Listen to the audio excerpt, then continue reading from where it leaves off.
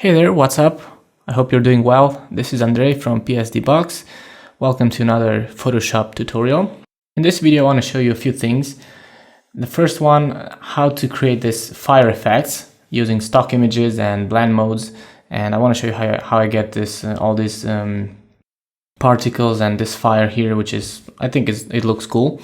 And also how to create more advanced selections, because we need to change the original sky of this background image, and you can see we have a lot of detail here which is not really easy to mask sometimes, and I want to show how you can do that with a more advanced technique. And well, of course, how to use other adjustment layers to get this sort of dark and high contrast effect on an image. So let's take a quick look at the layers palette. I'll reduce the zoom just a bit. So this is my layers palette. There are three main images here: the background, which is this one here, this layer here. We also have the model, and then another sky. And of course we have details like the fire, the wings, and some feathers here, which we will add later on. But these are the main images used. I named this artwork Devil's Bride. I was inspired by a song of Lordi called The Dead-Eyed Girls Gone Wild. I'll just go to Spotify for a second and I'll play it for you just for a second so you can hear it.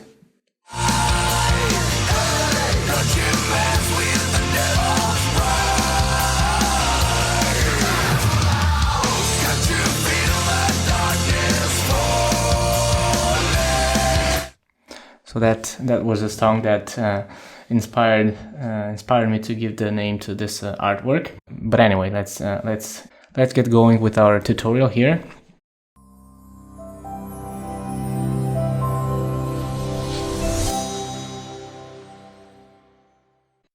The first thing I'll do is press Ctrl O to open this window, and I want to open from the stock folder. I'll open this background image which we will use. And what I want to do is change this background. I want something a bit more dramatic, because I already knew when I started with this the kind of effect that I wanted to get. But you can see that it's not really easy to remove the background from this image, because we have a lot of details here which is not easy to follow with the pen tool, for example. So what I did is I used channels and calculations, and I'll show you how to do that. If you find this technique too difficult for you, you can try from the select menu, you can try the color range technique, or maybe try using the magic wand or the quick selection techniques. But I want to show you how I did it. So I went to channels, and you can see we are working in RGB mode. So we have the three channels, red, green, and blue. And the objective here is to select one of the channels that give us the most contrast between the sky, which is what we want to remove, and this background here, this plants and the sky. So I went through all of them, and you can see that the red is not going to do too much for us, neither does the green, but the blue, you can see that it makes the whole thing here black and the sky is white. So you can see the difference between this, and that's exactly what we want. We want to have this part black and this one white, or the opposite. It doesn't really matter as long as we have them separated from each other. So I decided I will use the blue channel, and then I went to image and choose calculations. I'm using Photoshop CS6, but this should be available in previous versions of Photoshop. I don't know if Photoshop CS2 has it, but I think Photoshop CS3 and 4 have it, and Photoshop CS5 also have it. So I'll select calculations, and you will see this new window opens. And what calculations does is mixes the channels using a blend mode. And so it's you can see on the channels we don't have blend modes, but this is what you can do with the calculations. You can change the blend mode between channels, and you can see we have source 1 and source 2. So what we do is select the channel and mix them using a blend mode, and that's what we are going to do. And on source 1 we will choose the blue channel, and on channel 2 let's try red, for example, green or blue. You can see nothing happens because the blending is set to normal, so they are not interacting with each other. And of course source 1 is the same document that we have opened. If you have multiple layers, you will see from the layers you will have a lot of a list with all the layers that you have on your document. Right now we only have the background. So what I will do is change the blend mode and see what happens. I'll change it to multiply, and you can see that what Photoshop does is takes the blue channel and mixes it with the green channel using the multiply blend mode. That's why the image becomes darker. And if I change the channel to blue, you can see that it does a bit of a better job. It's multiplying blue with blue, and that's why the image got darker. And you can see that we're starting to get the silhouette of this plant, which is what we need. But we can do better. Let's try another blend mode. For example, let's try overlay. And you can see that it does even a better job still. The sky becomes brighter and the plants are still dark. And you can see that you also have these two options here that say invert, which allows you to invert the channel that you're at. So you can see that you can get the plants to be white and the sky to be dark. The settings that you need to choose here are almost trial and error, I could say. It depends on how much you know about blend modes and how about channels. Usually the channels, the red is the brightest one and the blue is the darkest one, the one where you have more contrast. But you can just try combining these ones. You can see that if I choose red and blue and leave the blend mode to overlay, you get a different kind of contrast. So it's just trying these combinations. Let's leave this on blue. And for this particular image, I chose the blend mode subtract, and you can see that the image becomes black. But if you change this to invert, you can see that now the image looks a whole lot different. We have the sky totally black, so there's no details here, and we have the plants more or less white, which is what I wanted. So the subtract and add blend modes are really useful. Just try them, and also try all the combinations between blend modes and invert and this blend modes here. I'll leave this on subtract and invert the blue channel. You can also try this mask option, which allows you to mask. It allows you to use the channel as a mask. So this is a bit more advanced. So for example, you could use the red channel as a mask and also invert it, and you can see the kind of effects you get. So just try different options here. If you have a layer mask already on the document, it will probably show up here. I don't know. So I'll deactivate the mask for this, and I'm almost done. The only thing I need to do now is choose the result. I just want to create a new channel here on top. I don't want to create a new document. So I want to have a new channel because we're not done with this. I also don't want to create a selection. So select new channel and click OK. And you can see that now we have a new channel that we just created. So we will use this as a mask, but we need to fix it. We cannot use it as it is. We need to make the whole thing here white and leave the sky black. And in order to do that, what I will do is select the brush tool and change the blend mode of the brush itself to overlay. And the reason why I did that is because now I will paint with white, and the overlay mode is kind of a safety, because if I paint here on the black part, nothing happens, because the overlay mode interacts with the black and it kind of eliminates it, so to say. It's just like the screen blend mode. If you paint with black on a layer that's set on screen, you will not see anything. That's why I use the screen blend mode on flares and things like that have black background, and that way I delete the black background. And in this case, I will use overlay and paint with white, and just you can see that everything that is brighter than 50% gray will become white. And in order to save time, I will select the whole part here and just fill it with white and take care of the details here by painting. And the overlay mode is only useful here on the tops, because I could paint on the normal blend mode right here. So what I will do is make sure I have the tops really white, like that.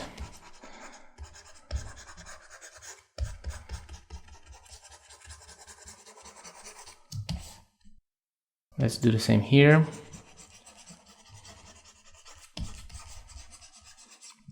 You can see there's a bit of from the background is showing here, so what you can do is swap the color to the black color and paint, and you can see you're doing the opposite. And then change back to white and keep painting.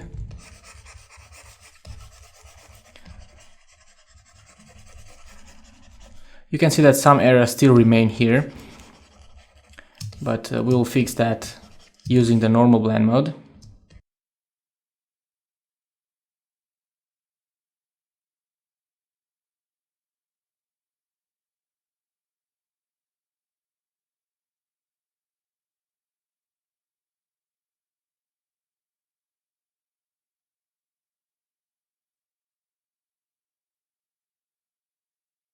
So I'm done with the overlay blend mode. You can see that even if I paint here, nothing happens. So in order to cover them, I will change the mode to normal, but I need to make sure that these spaces here are actually not the background. So what I will do is change to the green mode and just see.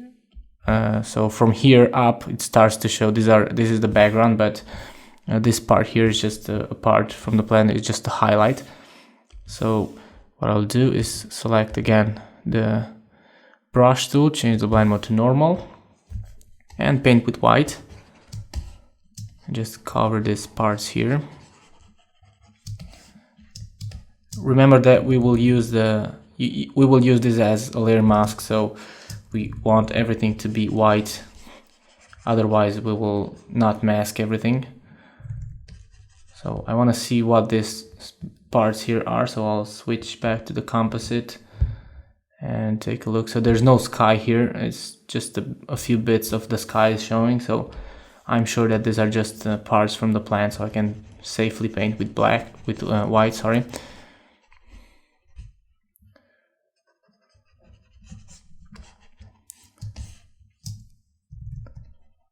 Let's fix this part here as well.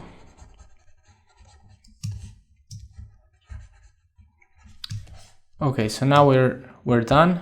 In order to make sure that you have no midtones on the image, what you can do is with this new alpha layer selected, press Ctrl or Command L, and you will open the levels, and you will see that there's no midtones, just a few points here. But we mainly have highlights and shadows here, which is good. That's what we want. And if you want to make sure, you can darken a bit the midtones.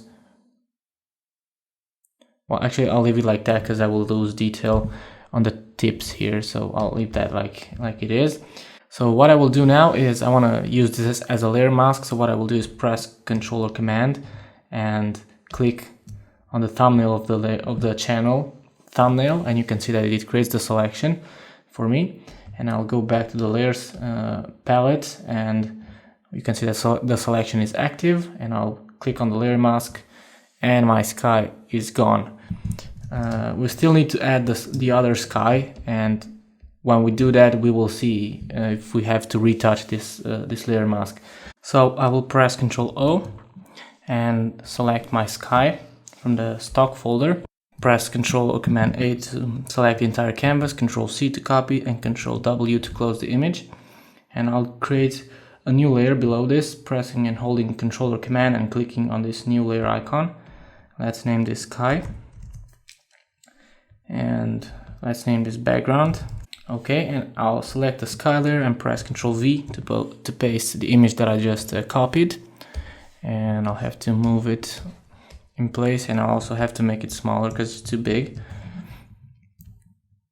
And while you make it smaller, press Ctrl, just press the Shift key, sorry, and that way you will constrain the proportions. Let's see how we can flip this, maybe horizontally, and make it just a bit smaller. The reason why I shifted it, you can see this part of the sky is brighter, and I think the face of the model have the light on the left side. I'm not sure, we will see it. And press Enter to accept the change. I might want to lower this or put it higher up, we'll see. And the next thing I need to do is, well, I'll first zoom in. I want to make sure that my mask is okay. Well, it looks okay, but the edges are not really, are a bit jagged. So what I will probably do is use the refine edge, or let's double click on it. On Photoshop CS6 you have this feather option, which allows you to smoothen a bit the edges, but it's not really going to give a great result. So what I will do is choose mask edge, and what I'll do is increase a bit the feather, not too much, 1 pixel only, and increase the contrast. It's not looking too nice either. Let's shift it just a bit.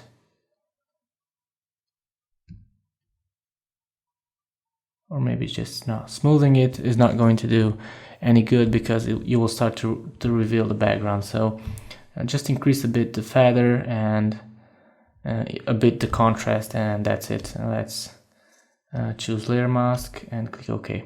So now it looks a bit better. Let's see the before and after. You can see the result better right here. It just smoothened a bit. It depends on what you like. You could increase the contrast a bit more, and then that way you will get maybe a better result.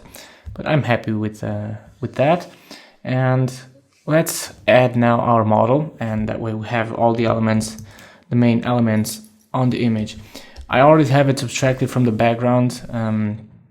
I use the pen tool to do that, and you can see I just trace the path using the pen tool. Select the path option and just create a path around the edges of the model, and then just turn that path into a selection by right-clicking and choosing make selection. And I actually made a tutorial showing you how to save that path on the JPEG file itself, so you don't have to create the path again when you want to use the same image on another project. So after you draw the path, don't delete it, just go here on the path, and you should have a layer with the path that you just created. So leave the path there, just turn it into a selection, mask the image, and with that path active, save the JPEG, and the next time you open the JPEG file, you will see that the path is still there, and all you need to do is press Ctrl and click on that path, and you will open it. I already have a tutorial about that on my website and on YouTube, so you can take a look at that if you want to. What I will do is copy my model here, Ctrl C to copy it, go back to my canvas and paste it above the rest of the elements, and I'll name this Singer, and I will turn it into a smart object. That way I can change the size whenever I want without losing quality. And let's add it here, make it just a bit bigger and put it a bit higher up, like that. I'll leave it probably something like that. I'll check the original to see more or less the size. Yeah, about that big, and place it here. And the next thing I want to do, I don't like this thing here, this spot, so I'll select the background layer and I'll choose the patch tool, and I want to fix this part here. So with the patch tool I just select that and get rid of that that hole there. I didn't like it, it was too distracting. So we have the main elements on the image. All we need to do now is adjust the contrast, the colors and everything, and then we will add the wings, the fire and the rest of the elements. The first thing I want to do is change the saturation of this background layer. So what I will do is create a hue saturation adjustment layer, and I will clip it to the background layer by right clicking on it and choosing create clipping mask. Another way of doing that is holding the Alt key and clicking between the two layers, and you can see how the mouse changes, and if you click you will create and release clipping masks. And I will reduce the saturation to -75, and you can see that it darkens it a bit. I'll reset my workspace because I made some changes. I want my adjustments to appear here linked to the second dock. And the next thing I want to do is add some levels. So I'll go down here and add levels. also as clipping mask. So right click and choose create clipping mask. And according to the notes that I have, I just modified the midtones at 0.84. So I just darkened a bit the midtones. And on the output levels here on the bottom, I changed this to 21. So I'll type 21 just to add a bit more of light on the shadows. You can see that the contrast was too high, so I just added a bit of light. 21 is a bit too much, so I'll probably leave it an 18 or 16, something like that. And we're done with the background. Let's move on to the woman layer. What I did here is, it's not really necessary, it looks pretty nice, but what I did is I used the mixer brush tool to smoothen a bit the skin. So I will do this just to see how you can use this mixer brush tool to retouch skin if you want to. So what I did is I created a new layer. I will name this smooth skin. Okay, and I'll clip it to the singer layer. So create clipping mask again, because I only want to affect this layer, and I'll get the mixer brush tool. It's under the brush tool, so select mixer brush tool, and you'll have to edit the settings here. The most important setting is you have to check this setting here that says clean the brush after each stroke, because you want to clean the brush, otherwise you will get the color from one spot and you'll smudge it over the other, over other areas, which is not what you want. And then just tweak the settings here. These are the settings that I have. I don't even know if they will work. Let's see. And with this tool, what you do is just paint like that, and you will smoothen the skin. It's almost like applying the surface blur, but it keeps a bit of texture. And you have to be careful not to smudge. You see this shadow here. You must be careful not to click here and drag down. You will see that you will take the highlights from here and smudge them over the shadow, so that's not good. Just follow the same shapes, follow the shape of the body and follow the highlights and shadows. I use this technique on other tutorials, and I don't have to be careful about the edges. That's why I clipped it, so I can do things like that. It will not affect me, but I will do smudge. I have sample all layers, otherwise it will not work. But if you click here and smudge, you will take the colors from the sky and you will smudge them over the skin. So make sure you go up but not down. Okay, so I'll undo that and just make a few strokes here just to smoothen a bit the skin.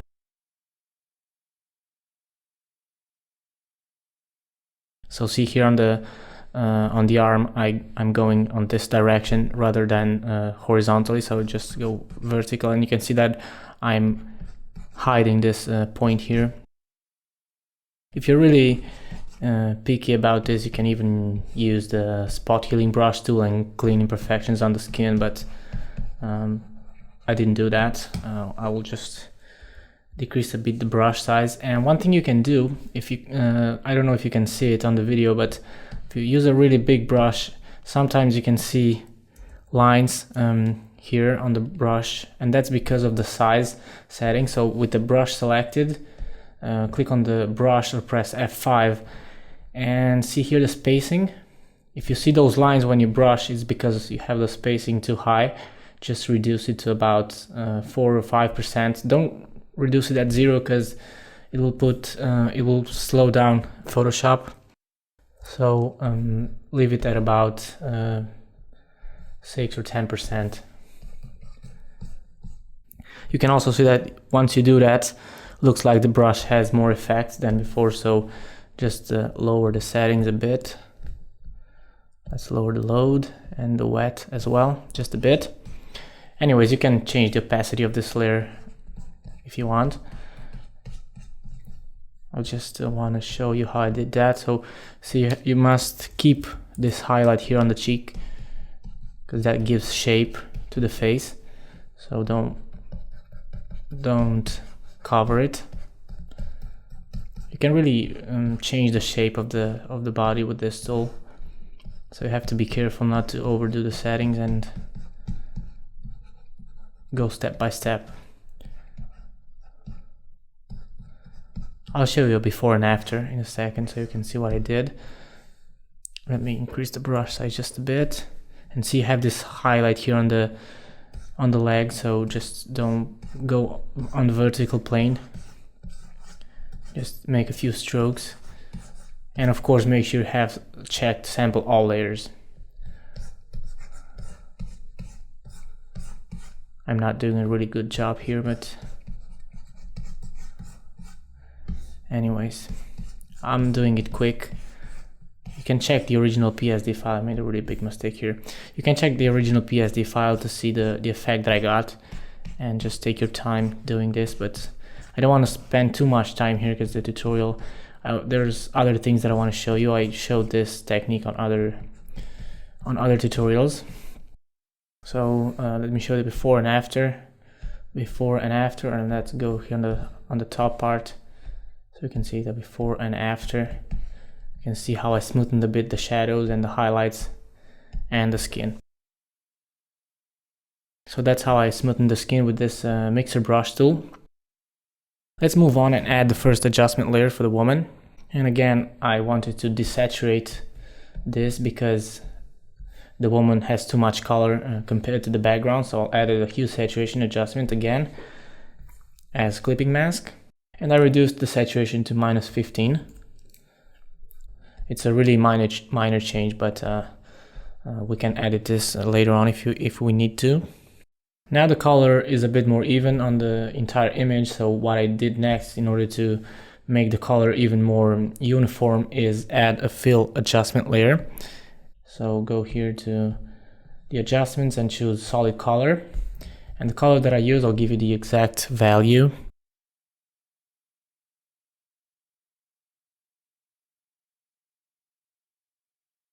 So this is the color that I used. You can copy it from here. I'll just choose this dark blue, and I changed the blend mode of this to color, and changed the opacity to 30%, and that's how I got this sort of bluish tone on the image. And then I added another adjustment, which is a gradient map, and I use gradient map quite a lot to change, because I want to give separate colors to highlights and shadows. That's why I use gradient maps, and in this case I used the colors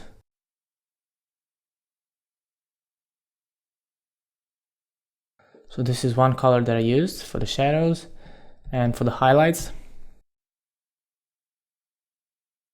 I used this gray, this light gray, and click OK. And then I chose the soft light blend mode for this layer. So go to the blend mode and choose soft light, and decrease the opacity to, let's say, about 30%. I think it will look okay. And you can see that it increases the contrast on the image a bit. And you can see that here on the sky. And now we have to go back a bit here on the layers palette, because I want to create the shadows for the woman. And I'll go under the single layer and create a new layer below it. And first I want to create some shadows on the background itself, right here on the edges and here. So I'll name this background shadows. Okay, and I'll get the brush tool and use a really soft brush, and we'll change the size a bit. And I'll decrease the opacity and the flow to about, let's see, 30%, and use the black color. And let's see, that's even too strong, so I'll decrease the opacity to about 20 and the flow as well, and just paint a few shadows right here on the sides of this of the background here. I don't want to paint on the sky too much. You could clip this if you want to the background layer. You can create a clipping mask if you don't want to affect the sky, but anyway. Again, I want to focus the light right here. That's why I'm painting these shadows here. So see what I did before and after. It's even too strong, so let's reduce this a bit. Anyways, you can change the opacity and add more shadows after you have everything ready, and that way you will have a better view after you add the fire and other elements. But let's make the shadow for the woman now, so I'll create a new layer above that. You can see it's below the singer layer. Let's name this singer shadow. Okay, and I'll use my technique to create shadows, which is use a small brush and the hardness to about 40, 35 or 40%. I'll change the opacity and the flow to about 45% and zoom in even more. And I create these shadows on two stages. First, I make the contact shadows.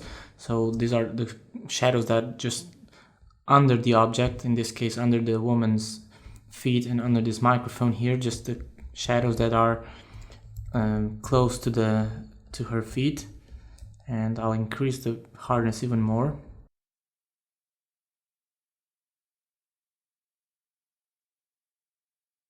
And the flow, it's even too strong, the flow and the opacity, but that's okay. If you want to have more control, reduce the flow to, let's say, 25 and the opacity as well, and that way you have a bit more control. And don't be afraid to use a hard brush, not 100% hard, but harder than you would usually do for shadows. And just paint some shadows like that. Let me show you the before and after, so you can see that we did something there. And the next kind of shadows that I make are soft shadows. If you don't want to ruin the shadows that you just made, if you like how these ones look, you can create another layer. I have some experience with this, so I could draw the shadows on top of these ones, but you can create a new layer and call this soft shadows. And that way, if you make a mistake here, you don't have to undo, just delete everything and do it again. But this time increase the brush size a bit and reduce the hardness to 0 and reduce the opacity and the flow to about 10%. In this case I reduce it to 10% because I have these two adjustments here which will make the shadows look stronger.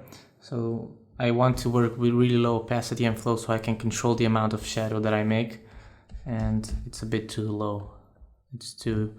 Let's leave it at about 20%. And just paint around the woman's feet, right here under the microphone. Okay, so make these soft shadows.